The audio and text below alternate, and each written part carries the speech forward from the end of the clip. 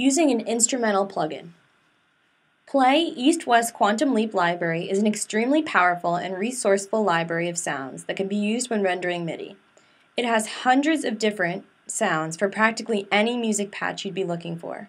From expressive legato violins to fluttered tongue flutes, you can find hundreds of well-rounded sounds right at your fingertips if you know how to use the library to the best of its abilities.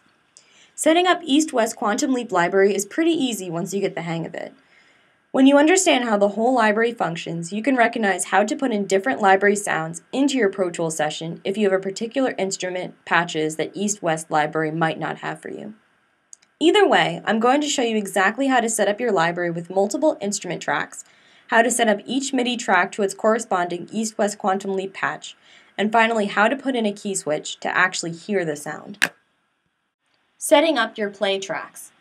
Before you start to do anything, make sure that you are in the mix window of Pro Tools since we are going to be working with the tracks and not the MIDI data right away. If you didn't already know, the key command to toggle between the mix and edit windows in Pro Tools is holding down Command and plus. Once you've reached the mix window, take a look and count how many MIDI tracks you're going to need for each specific instrument. Depending on what your score calls for, you can have anywhere from 10 to 30 instruments. This can play a big difference in how you import your library, and I'll explain why. In MIDI, when you are patching channels to a plugin, the maximum amount of channels that can be held on one plugin is 16. This is a common standard for any plugin for any audio workstation on the market. With this in mind, you can see how if you have 10 instruments, you will only need a plugin for one library. Yet, if you have 17 or more instruments, you're going to need to create another separate plugin that can hold the rest of your MIDI tracks, which will all be on separate instruments.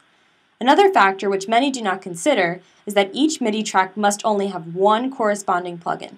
This simply means that Clarinet 1 and Clarinet 2 may be able to share the same library sound, but they must each be set to a different channel.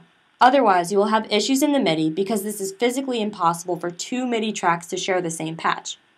Now that you understand some basics in patches and plugins, let's start up your play.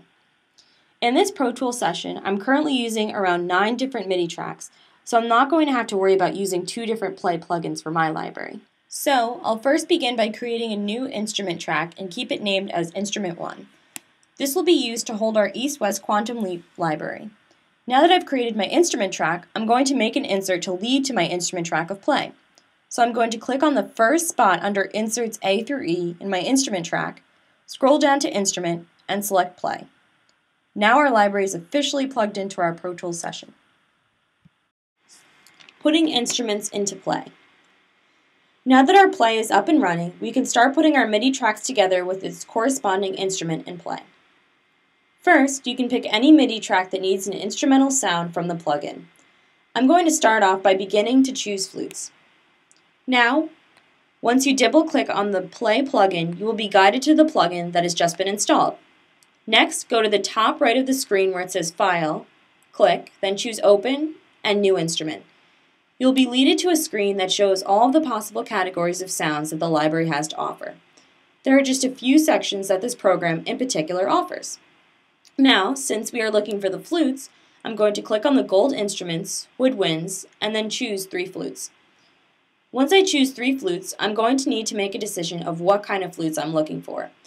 If I'm heavily focused on the dynamics of the flutes in my Pro Tools session, I'm going to want to select Mod DXF flute patches because they heavily work with CC1, which is mod wheel, and a main volume control.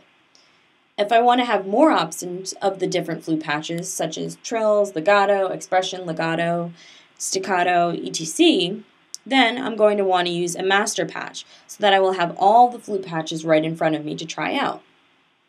If you're a beginner at using key switches and aren't quite sure, it's better to choose a master patch because you can always change your mind if you don't like the patches you have, and you have all the options right in front of you. In this case, I'm going to select the master patch since I know that I want my flutes to be trilling and use legato patches. So then I'm going to click OK.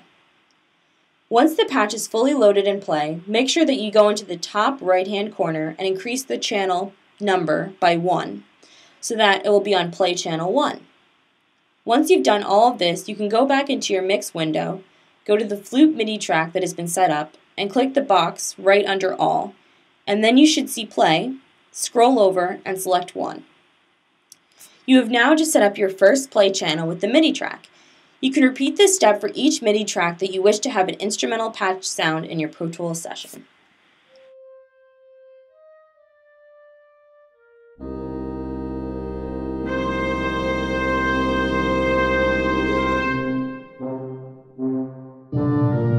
Entering in a key switch. Now that you know how and have set up your Play plugin, you can begin to input key switches to hear the instrumental sounds that you are looking for. I'm going to use a really simple example just to show you how easy and basic it is when using this plugin. Since the Flute Play plugin is all set up in Pro Tools, I want to use some key switches in its MIDI. To start off, I will go back to the instrumental track that I created and select the Play plugin that is being used. The screen of Play East-West Quantum Leap should pop up, and you can see what instrument you are working on. Since we just imported a flute master patch, you can see the very different flute patches that are available for you. For now, I'm going to hear how a legato flute patch sounds with this library to decide if it is powerful enough for my piece. So, I'm going to look in the library and see the corresponding note and number that the legato flute patch corresponds to. In this case, it's C#0, so let's try out that one. Now that I've chosen C#0, I need to place the MIDI into my Pro Tools session. So click out of the Play window and toggle into the Edit window, which is also the key command, Command+. Now I'm going to double click on the MIDI for the flute, which will lead me into its corresponding MIDI editor. I should see a bunch of MIDI notes throughout the editor and a long keyboard stretching down on the left portion of the screen. Since I want C#0 in my piece, and I want to play the legato starting from the beginning of the piece, I'm going to need to place this note before the MIDI actually starts, so that Pro Tools can read the key switch with enough time before the MIDI begins to play. To do this, click on the pencil tool in order to draw in the MIDI. Then I will need to scroll down to C#0, since that will be where I want to place the note. And now, at the very beginning of the first measure, I'm going to draw in a C#0 note, which will represent the key switch corresponding to the legato flute patch that we chose in Play.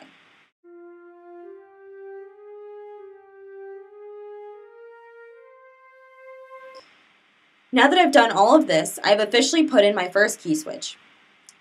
I can understand how to enter in the other key switches that I made into the piece, such as a sustained legato patch, trills, or even flutter tones.